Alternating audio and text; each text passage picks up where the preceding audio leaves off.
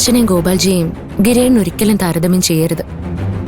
അച്ഛൻ ജീവിച്ചിരിക്കുമ്പോഴാണ് മഹേഷ് എന്തെങ്കിലും തെറ്റ് ചെയ്തിട്ടുണ്ടായിരുന്നതെങ്കിൽ ഉറപ്പായിട്ടും അച്ഛൻ അവനെ ശിക്ഷിച്ചേനെ. അത് അച്ഛനവനോട് ദേഷ്യം ഉണ്ടായിട്ടല്ല. ചെറിയ തെറ്റുകൾ ക്ഷമിച്ചു വിടുമ്പോഴാണ് വലിയ തെറ്റുകൾ ചെയ്യാനുള്ള പ്രവണത ഉണ്ടാവുന്നതെന്ന് അച്ഛൻ എപ്പോഴും പറയാറുണ്ട്. പിന്നെ ഞാൻ സഞ്ജയുടെയും ശാലിനിയുടെയും സ്വഭാവം വെച്ച് മാത്രമല്ല ഗോപാൽജി അളക്കുന്നത്. അദ്ദേഹവും സ്വന്തം കാര്യം നടക്കാൻ ഏത് വഴിയും തിരഞ്ഞെടുക്കുന്ന ഒരാൾ തന്നെയാ. ഇന്ന് സ്റ്റേഷനിൽ വന്നപ്പോ അയാൾ എന്നെ ഭീഷണിപ്പെടുത്തിയത് അച്ഛന്റെ കാര്യം പറഞ്ഞിട്ടായിരുന്നു. ഗോപാൽജി എന്താ പറഞ്ഞത്? സഞ്ജയ്ക്കെതിരെ കേസെടുത്ത അച്ഛൻ എന്താ സംഭവിച്ചതെന്ന് ഓർമ്മയില്ലേന്ന് അയാൾ ചോദിച്ചു.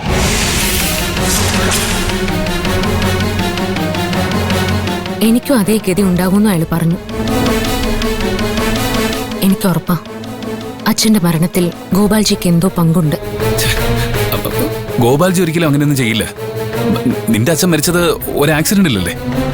എനിക്ക് പണ്ടേ ആ ആക്സിഡന്റ് കാര്യത്തിൽ പല സംശയങ്ങളും ഉണ്ടായിരുന്നു. അതിനെക്കുറിച്ച് കൂടുതൽ അന്വേഷിക്കാൻ തുടങ്ങിയപ്പോ സഞ്ജയ എന്നെ വിലക്കിയത്. ഇപ്പൊ ആലോചിക്കുമ്പോ എന്റെ അച്ഛൻ മരിച്ചതുകൊണ്ട് ഏറ്റവും കൂടുതൽ ഗുണമുണ്ടായത് ഗോപാൽജിക്കല്ല. അച്ഛൻ കൂടെ ഉണ്ടെന്നുള്ള ധൈര്യത്തിൽ സഞ്ജയ്ക്കെതിരെ മൊഴി കൊടുക്കാൻ നിന്ന പെൺകുട്ടി പേടിച്ച് പിന്മാറിയതുകൊണ്ട് അവൻ രക്ഷപ്പെട്ടു. സഞ്ജയ് രക്ഷപ്പെട്ടതുകൊണ്ട് മാത്രം ഗോപാൽജിയെ സംശയിക്കുന്നത് ശരിയാണോ? അതുകൊണ്ട് മാത്രമല്ല, അച്ഛന്റെ ആക്സിഡന്റിന്റെ കാരണക്കാരനാണെന്നും പറഞ്ഞ് സ്റ്റേഷനിൽ കീഴടങ്ങിയ പീതാംബരൻ ഇപ്പൊ എങ്ങനെയാ ജീവിക്കുന്നെന്ന് ഗിരേണ്ണ അറിയോ? കടം കയറി ആത്മഹത്യയുടെ വക്കിൽ നിന്ന് ആ കുടുംബം ഇപ്പൊ കരകയറി. അയാൾക്ക് സ്വന്തമായിട്ട് കാറുണ്ട്, വാടകയ്ക്ക് കൊടുക്കുന്ന 2 വീടുകളുണ്ട്. അയാളുടെ ഇളയ മകളുടെ കല്യാണം ആർഭാടമായിട്ടാണ് നടത്തിയത്. ഇതിനെല്ലാത്തിനുള്ള കാശ് അയാൾക്ക് എവിടെ നിന്നാ കിട്ടിയത്? അയാൾക്ക് ലോട്ടറി അടിക്കാൻ മറ്റോ ചെയ്തതല്ലേ? അയാൾക്ക് ഒരു ലോട്ടറി അടിച്ചിട്ടില്ല. ഞാൻ അന്വേഷിച്ചു. അയാൾ മറ്റെന്തോ വഴിക്കാ കാശുണ്ടാക്കിയത്. മറ്റാർക്കു വേണ്ടി പീതാംബരൻ ആ കുറ്റം ഏറ്റെടുത്തതാ.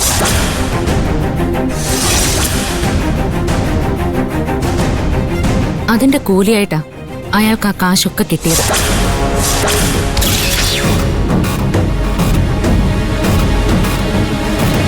ഇത്രയൊക്കെ ചെയ്യാൻ ഈ നാട്ടിൽ കാശും സ്വാധീനവും ഗോപാൽജിക്ക് മാത്രമേ ഉള്ളൂ.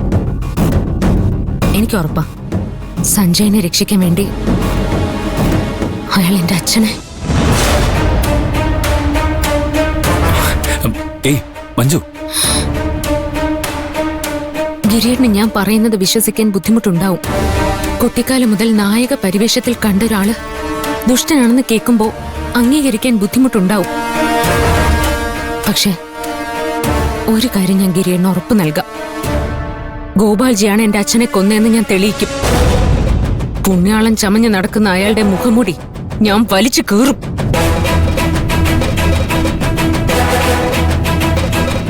ഇത് ചെയ്തില്ലെങ്കിൽ ഞാൻ മാധവന്റെ മകളല്ല. മഞ്ജു.